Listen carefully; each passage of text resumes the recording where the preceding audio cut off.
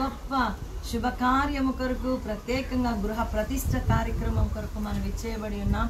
చూడండి, కాకుటూరులోనే ఉన్నాం, కానీ సుందరమైనటువంటి భవనం ఎవరిదా అనుకుంటున్నారేమో. ఈ యొక్క భవనానికి వారసులు అలాగే ఓనర్లు అయినటువంటి తమ్ముడు నతానియలు, ఆత్మీయ కుమార్తె మరి కృపారాణి, తమ్ముడు వాళ్ళ అమ్మగారిని చూస్తున్నాం, బుజ్జి తల్లి మరి చిట్టి తల్లి మనోరాలను చూస్తున్నాం, సంఘ ప్రియులందరూ ఉంటున్నారు. తర్వాత మీరు మరి చూడొచ్చు, ఎందుకోసం వచ్చి ఉన్న అనేక దినాల నుంచి ఎదురు చూస్తున్నటువంటి గృహ ప్రతిష్ఠ కార్యక్రమం నూతన సంవత్సరంలో ఈ దినాన ప్రతిష్ఠ చేయబడుతుంటుండగా దేవుని స్తుతిద్దాం, గణపరుద్దాం. దేవుడు చేసిన మేలను బట్టి కీర్తిస్తూ స్తోత్రిస్తూ ప్రభు యొక్క స్తుతిగానాలతోటి ప్రభు దూతలను మన మధ్యకు ఆహ్వానిస్తూ మనం ప్రారంభించబోతున్నాం. రండి పాడుదాము, రక్షణ దుర్గము మన ప్రభువే, మన ప్రభువే మహాదేవుండు, ఘన మహాత్మ్యము గల రాజు. దేవునికి స్తోత్రం చెల్లిస్తూ దేవుని యొక్క వాక్యాన్ని చదువుకుందాం. 136వ కీర్తన నేను చదువుతుంటుండగా మీరు చెప్పాలి, ఆయన కృప నిరంతరం ఉంటున్న మాట మరి మీరందరూ పలకడానికి సిద్ధపడండి. 136వ కీర్తన 1వ వచనం, యెహోవా దయాళుడు, ఆయనకు కృతజ్ఞతాస్తుతులు చెల్లించుడి. ఆయన కృప నిరంతరం ఉండు. దేవదేవునికి కృతజ్ఞతాస్తుతులు చెల్లించుడి. ఆయన కృప నిరంతరం ఉండు. ప్రభులకు కృతజ్ఞతాస్తుతులు చెల్లించుడి. ఆయన కృప నిరంతరం ఉండు. ఆయన ఒక్కడే మహాశ్చర్య కార్యములు చేయవాడు. ఆయన కృప నిరంతరం ఉండు. తన జ్ఞానము చేత ఆయన ఆకాశమును కలుగ చేసెను. ఆయన కృప నిరంతరం ఉండు. ఆయన భూమిని నీళ్ల మీద పరిచిన వాడు. ఆయన కృప నిరంతరం ఉండు. ఆయన గొప్ప జ్యోతులను నిర్మించిన వాడు. ఆయన కృప నిరంతరం ఉండు. పగటికి నేలకు ఆయన సూర్యుని చేసెను. రాత్రి నేరుటకు ఆయన చంద్రుని నక్షత్రములను చేసెను. ఆయన కృప నిరంతరం ఉండు. దేవుడు తన పరిశుద్ధ మాకు ప్రత్యేకంగా ఆశీర్వదించి ఆయన కృప నిరంతరం ఈ కుటుంబానికి తోడు ఉండబోతుంటుండగా ప్రభు సన్నిధిలో ప్రార్థన చేస్తున్నాం. సర్వశక్తిమంతుడానికి వందనాలు స్తుతిస్తూ చెల్లిస్తున్నా. ప్రభా నాయన, ఈ యొక్క జనవరి 2024 సంవత్సరము 3వ తేదీని బట్టి మీ సంధిలో ప్రార్థిస్తున్నాం. ఈ 3 మీకు ఎంతో ఇష్టమైనది. అంతేకాదు అయ్యా, మీరు త్రియేక దేవుడవు, తండ్రి కుమార పరిశుద్ధాత్మైన తండ్రి కనుక నీకు వందనాలు. ఈ 3వ దినాన్ని దేవా బిడ్డలకు నైనా ప్రతిష్ఠితంగా దేవా ఈ గృహాన్ని దేవా మీ చేతులకు అప్పగిస్తున్నాం. గృహ యజమానుల మీరు ప్రభా అయా నివాసం ఉండడానికి యోగ్యమైనదిగా దేవా మీరు కట్టించిన గృహాన్ని బట్టి నీకు వందనాలు. యెహోవా కట్టించిన నాయన గృహాన్ని కట్టించిన వారి బట్టి వారి ప్రయాస వ్యర్థమని సెలవిచ్చిన మా ప్రభానికి స్తోత్రాలు ప్రార్థించి సమర్పించుకుంటున్నాం. పరిశుద్ధ పరిశుద్ధ పరిశుద్ధ ప్రభువా, పరదూతలైనా నింపాని పగలరా. హల్లెలూయా. ఆ పరిశుద్ధ దేవుని యొక్క సన్నిధి సదా పూర్ణంగా పరిశుద్ధమైన సర్వశక్తి గణంలో నూతన గృహాన్ని ప్రారంభిస్తున్నాం. ఆమేన్. స్తోత్రం మహోన్నతుడా, మహిమగల మా ప్రభువా, నీకే వందనాలు స్తుతిస్తూ చెల్లిస్తాం ప్రభువా. నైనా మీరు పునాది వేసినప్పుడు రాగలిగాం ప్రభువా, తిరిగి దేవా ఇది పూర్తయినప్పుడు కూడా రాగలిగాం ప్రభువా. నైనా స్లాబ్ అప్పుడు రాగలిగాం. అన్ని విషయాల్లో మీరు అంచెలంచెలుగా ఆశీర్వదించిన మా తండ్రి నీకు స్తోత్రాలు ప్రభువా. ఈ లివింగ్ రూమ్ బట్టి మీ సంధిలో మొరపెడుతున్నాం ప్రభువా. అత్యున్నత సింహాసనాసీనుడవై దేవా, నిత్య నివాసమునకు దేవా ఒకసారి దిగిరమని అడుగుచున్నాం కనుక నీకు స్తోత్ర. ఈ గదిలో దేవా బిడ్డలు సేద తీర్చుకోవడానికి దేవా మీ వాక్యంతో నైనా బలపరచబడడానికి, మీ ప్రార్థనలో బలపరచబడడానికి, రూమ్లో నిద్రించినాము దేవా దీనిలో సేద తీర్చుకోవడానికి దేవా అన్ని విషయాలలో దేవా ఈ బిడ్డలకు దేవా సదా తోడుగా ఉండబోతున్నందుకు నీకు స్తోత్ర.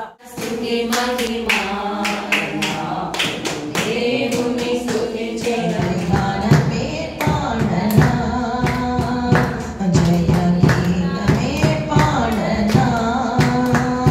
నా ఆధారమయ్యున్న యేసయ్యా నీకు, నా ఆధారమయ్యున్న యేసయ్యా నీకు కృతజ్ఞుడనై జీవితమంతయు సాక్షినయ్యుందును.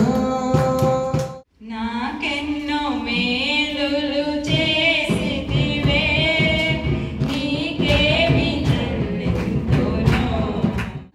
దేవునికి స్తుతి స్తోత్రాలు. నిజంగా మా జీవితాల్లో ఎన్నో మేలులు లెక్కించితే ఏ లెక్కకు మించినాయని చెప్పాలి.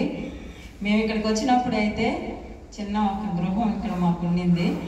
అది కూడా వర్షం వస్తే మాత్రం అంతా నీళ్ళు గారిపోతా ఉరవడం, అంతా భలే ఇబ్బంది పడేవాళ్ళం, కొనుక్కోవడానికైనా కూర్చోడం, వర్షం వస్తే ఉండేవాళ్ళం. నిజంగా మేము ఇక్కడికి వచ్చిన తర్వాత కాటూరు సంఘంలో మందిరంలో మేము అంటగట్టబడ్డాము. అక్కడ పోయిన తర్వాత దేవుడు ఎన్నో మా జీవితాల్లో ఆత్మీయతలు, ప్రార్థన అయితేనేమి, అక్కడ మేము ఎదగడం అయితేనేమి, అక్కడ నేను చాలా నేర్చుకోవడం అయితేమి, ఎలా జీవించాలి ఈ లోకంలో, ఎలా నడుచుకోవాలి, ఎలా పిల్లల్ని పెంచుకోవాలి, తీర్చిదిద్దుకోవాలి అనేది చాలా మట్టుకు మేమైతే అక్కడ తెలుసుకోగలిగాం మా జీవితాల్లో. ఎక్కడ బయటకు వెళ్ళినా ఈ రోజుకి మేము ఎదిరించి బ్రతకగలం అంటే అక్కడ నేర్చుకున్న బోధనే చెప్పాలి. ధైర్యంగా నిజాయితీగా బ్రతకడానికి ఒక మెట్టులాగా మాకైతే ఎంతగానో ఉపయోగపడింది మా జీవితాల్లో, మా పెద్దల జీవితాల్లో అయితేనేమి. ఇక్కడికి వచ్చిన తర్వాత ముందు కింద ఉన్న గృహాన్ని కట్టుకోవడానికి ఆత్మీయతలు వచ్చినప్పుడు చూసినప్పుడు చాలా బాధపడేది. ఇప్పుడు ప్రేర్ పెట్టుకున్నప్పుడు ఏది నాయనా ఈ ఊరు కూడా అనేది ప్రేర్ చేస్తూ ఉండేది. అనుకోని రీతిగా దేవుడు మాకు కింద మంచి గృహాన్ని ఇచ్చాడు. అదే బట్టి దేవునికి స్తోత్రాలు. ఈ పైన అప్పుడు ఒకసారి ఆత్మీయతలు గారు ఇంకా ప్రేర్ పెట్టినప్పుడు పైన స్లాబ్ కనిపిస్తుందరా అని చెప్పింది. అప్పుడు ఇదే మాకు ఎక్కువ అక్క, ఇదే మేము పూర్తి చేసుకోలేకపోతున్నాం, పైన మళ్ళీ మేము ఎక్కడ కట్టుకుంటాం అక్క అని చెప్పి అన్నా. నేనైతే అది మర్చిపోయి నాకు జ్ఞాపకం లేదు. తర్వాత మళ్ళీ ఆత్మీయతలు గారు పైన కట్టుకున్నాయినా అని చెప్పేసి అన్నప్పుడు దేవుడు అనుకోని రీతిగా సమకూర్చి అన్ని స్థితిల్లో ఆర్థికంగా అన్నిటిలో ఆయన బలపరిచి ఆయన హస్తం మాకు తోడుగా ఉంచి దినానికి కూడా సజీవుల్లో ఉంచిన తండ్రికి వేలాదిగా కృతజ్ఞతా స్తుతిస్తూ ప్రార్థిస్తున్నాను. ఆత్మీయతల్లి వాళ్ళకి కూడా, ఎందుకంటే మా గురించి ఒక పెద్దగా మేము ఈ ఊరు మాది కాదు, కానీ వచ్చినప్పటికీ మాకు ఒక పెద్ద దిక్కుగా అన్ని విషయాల్లో కష్టమైనా బాధ అయినా ఏదైనా సరే పంచుకోవడంలో మమ్మల్ని ఆదరించడం వల్ల అన్ని ఆ తల్లి మాకు ఈ దినం వరకు తోడుగా ఉన్నందుకు తల్లికి మేము హృదయపూర్వకంగా ఉన్నాము. ఆశీర్వాదాలు ఎక్కువసార్లు నేను ఈ కుటుంబాన్ని బట్టి కూడా ఎంతో సంతోషిస్తుంటాను. ధనవంతురాలు తన ఇల్లును కట్టుకుంటుంది. చెప్పడం her presence and also her participation to build up this great palace. చాలి నా వందనాలు. ఈ అవకాశం పాఠశాలకి నా వందనాలు. మీ అందరికీ నా వందనాలు. నా కోరిక నీ ప్రణాళిక పరిమళించాలని, నా ప్రార్థన విజ్ఞాపన నిత్య మహిమలో నిలవాలని, నా కోరిక నీ ప్రణాళిక పరిమళించాలని, నా ప్రార్థన విజ్ఞాపన నిత్య మహిమలో నిలవాలని, అక్షయునాని కలువరి త్యాగం అంకిత భావం కలుగజేసెను, ఆశల వాకిలి తెరచినావు, అనురాగ వర్షం కురిపించినావు. నీ కృప నిత్య జీవం, నీ కృప వివరింప నా తరమా యేసయ్యా. నీతిమంతుల గుణగానాలలో వినబడుచున్నది రక్షణ సంగీత సునాదము, నీతిమంతుల గుణగానాలలో వినబడుచున్నది రక్షణ సంగీత సునాదము. తెలుసు కీర్తనలో నుంచి 127వ కీర్తన మొదటి వచనంలో. అయితే మరి అన్ని విషయాలు మనం ఎరిగి ఉన్నాము. ఎందుకంటే మనం అందరము విశ్వాసాలని సంఘాలతో అంటుకట్టుబడి ఉన్నాం. అలాగే క్రీస్తు యేసు ప్రభువులో మనం ఫలిస్తూ వేరుదని ఫలించడానికి ప్రభుత్వం అంటుకట్టుబడి ఉన్నాం. కనుక మరి ఇల్లు గురించి మనం తెలుసుకున్నాం. అది ఇల్లు అని తెలుగులోని ఇంగ్లీష్లో ఏమంటాం? హౌస్ కదా. హౌస్ అంటాం. ఇంకొక మాట కూడా అంటాం ఇంగ్లీష్లో. ఏమంటాము? హౌస్ హోమ్ అంటాం కదా. హోమ్ అంటే ఏంటి? హౌస్ అంటే ఏంటి? చేర్చుకోరు, అందరితో కలివిడిగా ఉండరు. హౌస్ అనేది ఏంటంటే ఎట్లా ఉంటుందంటే ఒక పీజీ లాగే అనిపిస్తుంది. ఎందుకంటే ఓపెన్ హౌస్, అందరూ రావచ్చు, అందరూ వెళ్ళొచ్చు, ఎవరైనా ఉండొచ్చు. మొన్న రాత్రి మరి సడన్గా ఒక ఫోన్ వచ్చింది నాకు హైదరాబాద్ నుంచి. మా పెద్దమ్మ కొడుకు ఫోన్ చేసి, అక్క నేను నైట్కి వస్తున్నాను నీ దగ్గరికి అన్నాడు. అరే ఎక్కడికి రా, నేను ఉండేది అడవిలో, నువ్వు రాత్రి ఎందుకు వస్తున్నావు, అందులో కొత్త సంవత్సరంలోనే ప్రయాణం కట్టుకొని వస్తున్నావు, ఎందుకు వస్తున్నావు అని అంటే, కొత్త సంవత్సరం రాకముందు కదా, క్రిస్మస్ తర్వాత ఆయన ఎందుకు వస్తున్నావు అని అంటే 26వ తేదీ వచ్చి చెప్తున్నాడు. లేదక్క నేను పాండిచ్చేరికి వెళ్తున్నాను అక్క, మేము ఒక 8 మెంబర్స్ వస్తున్నాము, నాకు మీకు హోస్టింగ్కి ఒక హౌస్కు మీకు రూమ్స్ ఉన్నాయి కదా అన్నాడు. సరే ఆల్మోస్ట్ వెల్కమ్ అని చెప్పారు. ఎందుకంటే మాకు చాలా రూమ్స్ ఉన్నాయి, 5 బెడ్రూమ్స్ ఉన్నాయి, 5 వాష్రూమ్స్ ఉన్నాయి, బాత్రూమ్స్.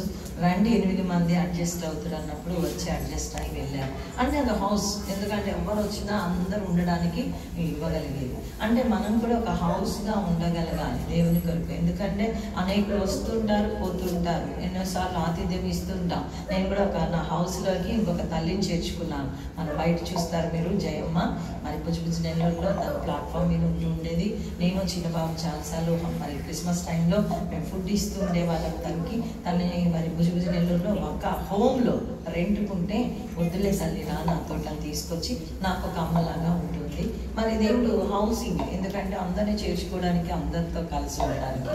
అయితే దేవుడు అంటున్నాడు కదా, ఈ హౌస్ గురించి మనం తెలుసుకుందాం. దేవుడు ఇచ్చిన ఈ ఆశీర్వాదకరమైన గృహం, హౌస్లో ఉన్నటువంటి స్పెల్లింగ్ మనం చూస్తే HOUSE హౌస్. దాని H స్టాండ్స్ ఫర్ హాస్పిటాలిటీ. ఇల్లు అనడానికి నిదర్శనం ఏంటంటే మనకి ఎప్పుడు కూడా ఏ మనసు ఉండాలంటే ఆతిథ్యం ఇచ్చే మనసు ఉండాలి. రాజా నీ సన్నిధిలోనే ఉంటానయ్యా, మనసారా ఆరాధిస్తూ బ్రతికేస్తానయ్యా. రాజా నీ సన్నిధిలోనే ఉంటానయ్యా, మనసారా ఆరాధిస్తూ బ్రతికేస్తానయ్యా. నేనుండాలేనయ్యా, నేను బ్రతకాలేనయ్యా,